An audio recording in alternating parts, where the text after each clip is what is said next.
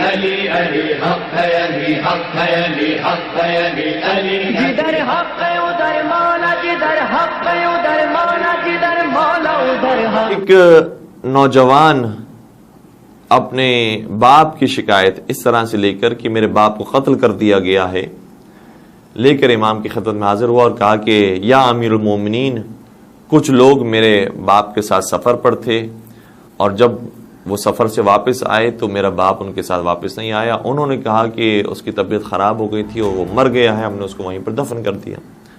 لیکن جب میں نے سوال کیا کہ اچھا اس کا کوئی مال بھی تو ہوگا، وہ مال جو ان کے پاس سفر میں تھا وہ ہمیں واپس کرو چونکہ میں ان کا بیٹا ہوں، تو کہا کہ نہیں ان کے پاس کوئی مال ہی موجود نہیں تھا، لہٰذا یا امیر المومنین آپ اس بارے میں مدد کیجئے اور بتائیے کہ کیا ہوا ہے میرے بابا کے ساتھ، کیا واقعاً ان کی موت واقع ہو گئی اور کیا واقعاً ان کے پیسے خرچ ہو چکے تھے یا انہوں نے وہ پیسے چوری کر لیے ہیں۔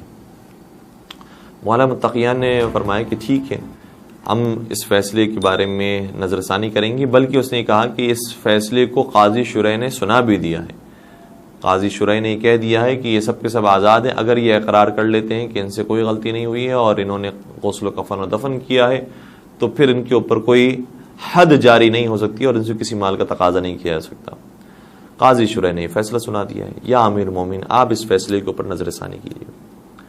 میرے مولا متقیان، امیروں کے فیصلوں کی بات نہیں کی جا رہی ہے، غریب بچہ ہے جو کچھ دے بھی نہیں سکتا۔ ہمارے یہاں تو نظر ثانی بھی ہوتی ہے تو پھر دیکھا جاتا ہے کہ کون ہے جو دوبارہ سے نظر ثانی کروانے کے لیے آیا ہے ہمارے پاس، اگر کچھ دے سکتا ہے تو پھر ہم نظر ثانی کریں، ورنہ ہمارے پاس اتنا وقت موجود نہیں ہے۔ میرے مولا نے اس طرح سے غریبوں کی مدد کی ہے، یہ بھی مدد کرنے کا طریقہ ہے، اپنے وقت کو صرف کیا جائے۔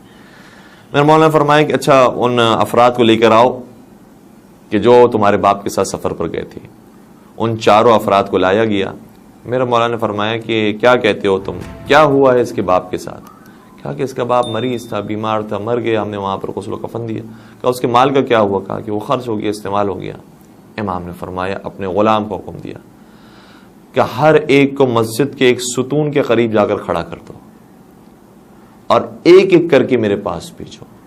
یہ وہ طریقہ ہے جو آج انویسٹیگیشن کے اندر استعمال ہوتا ہے کہ اس طرح سے معلومات لی جاتی ہے مجرموں سے اور پتہ کیا جا سکتا ہے کہ جرم کیسے اور کب اور کہاں ہوا تھا اور کس نے کیا تھا۔ میرے مولا نے کہا کہ ان سب کو ایک ایک ستون کے قریب جا کر کھڑا کر دو اور دور دور کھڑا کر دو اور ایک ایک کر کے وہ میرے پاس آئے۔ ایک شخص کو مولا کی خدمت میں حاضر کیا گیا۔ مولا نے کچھ سوالات کیے، اس میں سے یہ سوالات تھے، پہلے تو اس کے بارے میں عمومی سوالات کی، اس کے بعد یہ سوال کیا کہ یہ بتاؤ کہ اسے کون سی بیماری لاحق تھی، کس بیماری میں اس کی موت آئی ہے۔ اس نے ایک بیماری کا نام لیا ہے۔ امام نے فرمایا اگر بیمار ہو گیا تھا تو تم نے کیا کیا اس کے لیے؟ اس نے اپنے اعتبار سے کوئی کہانی بتائی کہ یہ کیا ہم نے۔ کہ اچھا یہ بتاؤ کہ اس کے بعد پھر اس کو غسل کس نے دیا؟ اس نے کہانی کو اور آگے بڑھایا، کہا کہ پھر اس کو کفن کس نے پہنایا اور کس رنگ کا کفن پہنایا گیا؟ اس نے بتایا۔ پھر امام نے فرمایا کہ اس کو دفن کہاں کیا گیا؟ اس نے بتایا۔ کہا کس نے دفن کیا؟ یہ بھی بتایا۔ کہ یہ بتاؤ کہ اس کا پھر جو مال تھا وہ مال کہاں پر تم نے خرچ کیا یا اس نے جو خرچ کیا تھا وہ کہاں پر خرچ کیا؟ اس نے وہ باتیں بتائی۔ اور یہ کچھ سوالات کرنے کے بعد امام نے کہا کہ جاؤ تم چلے جاؤ، اور اس کو ایک ستون کے پاس کھڑا کر دیا۔ دوسرے شخص کو بلایا اور دوسرے شخص کے بھی بعین ہی وہی سوالات خاموشی کے ساتھ آہستہ سے کیے کہ کسی کو پتہ نہ چلے کہ کیا سوالات کیے گئے ہیں، اور اس کو دور کھڑا کر دیا گیا، کسی کو اندازہ نہیں ہو رہا کہ سوالات کیا ہو رہے ہیں۔ مولانا نے دوبارہ سے وہ سوال کیا کہ یہ بتاؤ کہ کیسے اس کی موت ہوئی ہے؟ اس نے کہا مریضی کے ساتھ۔ کہا کون سے مرض میں اس کی موت ہوئی ہے؟ تو اب پتہ چل گیا کہ یہ تو کوئی اور مرض بتا رہا ہے۔ امام نے اور سوالات کیے، یہ بتاؤ کہ جب وہ مریض ہو گیا تو تم نے کیا کیا؟ اور کہانی بتا رہا ہے۔ پھر سوال کیا کہ یہ بتاؤ کہ کفن کس نے دیا؟ کوئی اور باتیں بتانے لگا۔ کون سے رنگ کا کفن دیا گیا؟ کس نے اس کو دفنایا اور کہاں پر دفنایا گیا؟ پوری کہانی اس کی تبدیل تھی۔ امام نے فرمایا ان دونوں کو زندان میں لے جا کر بند کر دو۔ اور ابھی تیسرے کی باری آئی، تیسرے کے ہاتھ پیر پھولنے لگے کہ اب میں کیا سوالات کا جوابات دوں گا، یہ دونوں کا حال ایسا ہے کہ میرا بھی حال بظاہر ایسے ہی معلوم ہوتا ہے۔ آیا امام کی خدمت میں، امام نے وہی سارے سوالات کیے اور ان سارے سوالات کے پھر امام کو مختلف جوابات ملے۔ امام نے فرمایا اس کو بھی زندان میں جا کر بند کر دو۔ جو 14 شخص آیا تو امام نے فرمایا مجھے معلوم ہے کہ تم جو باتیں بتا رہے ہو وہ جھوٹ ہے، مجھے سچائی سننی ہے، کیا حقیقت میں واقع پیش آیا تھا، ورنہ تمہارا بھی انجام ایسے ہی ہونے والا ہے اور تمہارا بھی دردناک انجام ہوگا۔ اس نے کہا یا امیر المومنین، میں سچی بات آپ کی خدمت بیان کرتا ہوں کہ ہم سب نے مل کر اس کو مار دیا، اور اس کے پاس جو مال موجود تھا وہ ہم سب نے آپس میں تقسیم کر لیا، اور اس کے بعد اسے وہیں پر ہی ہم نے دفنا دیا۔ امام نے جب اس کی خود زبان سے یہ اعتراف سن لیا اور یہ کہانی خود اس نے جب بتائی تو پھر امام نے اس کو ایک طرف کیا اور ان تینوں کو بلایا، اور ان تینوں سے بلانے کے بعد کہا کہ حقیقت مجھے پتہ چل گئی ہے، اب تم فردن فردن اس کا اعتراف کرتے ہو یا نہیں کرتے؟ اور پھر خود انہوں نے بھی جو حقیقت میں واقع پیش آیا تھا اس کا اعتراف کیا، اور سب نے پھر ایک ہی واقعے کو بیان کیا کہ اس طریقے سے ہم نے اس بے گناہ شخص کو مارا اور اس کے مال پر قبضہ کر لیا۔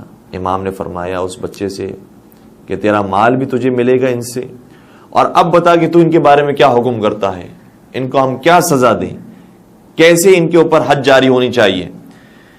انہوں نے کہا یا امیر المومنین، آپ نے بس میرے لیے یہ مسئلہ حل کر دیا کہ میرے بابا کو انہوں نے شہید کیا تھا، اور یہ مسئلہ بھی حل کر دیا کہ یہ جو میرے بابا کا مال تھا وہ ان سے نکلوا کر مجھے دے دیا۔ یا امیر المومنین، آپ جو فیصلہ مناسب سمجھتے ہیں اور جو پروردگار جس پر راضی ہو جائے میں وہی فیصلہ سناتا ہوں۔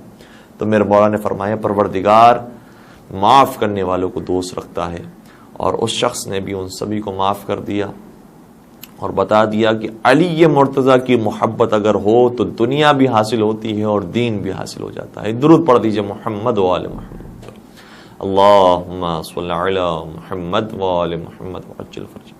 تو اتنے مختلف زاویوں پر میرے مولا نے دنیاوی اعتبار سے کام کیا ہے، اور ہمارے نوجوانوں کو بھی ماشاءاللہ سے جو آگے بڑھ بھی رہے ہیں اور کوشش کرتے ہیں بلاغہ کا مطالعہ کرنے کی، تو ان واقعات کا ہی مطالعہ کریں جو ان کے شعبے کے ساتھ ہو۔ اگر کوئی انجینئرنگ کی فیلڈ کے اندر ہے تو میرے مولا کے انجینئرنگ کے اندر کیا کام تھے، اگر کوئی سائنس کی فیلڈ میں ہے تو میرے مولا کے سائنس کے بارے میں کیا فرامین تھی، اگر کوئی نفسیات کی فیلڈ کے اندر ہے تو نفسیات کے موضوع پر میرے مولا نے کون کون سے کلام جاری کیے ہیں، اگر کوئی اجتماعیات کے موضوع پر کام کر رہا ہے تو اس حوالے سے ہی میرے مولا کے فرامین موجود ہیں۔ اور واقعاً یہ معرکۃ الآراء کتاب ہے کہ جس کا نام نہج البلاغہ ہے، جس کو سید رضی نے جمع کیا ہے، اور ظاہراً استاد سحر انصاری صاحب نے یہ شعر کہے تھے کہ فرماتے ہیں کہ علی کا ذکر کرو روشنی کے لہجے میں، علی کا ذکر کرو روشنی کے لہجے میں، خدا کا نور ہے شامل علی کے لہجے میں، کا نور ہے شامل علی کے لہجے میں، گرچہ نہج بلاغہ ہے آدمی کا کلام، مگر یہ بات کہاں آدمی کے لہجے میں۔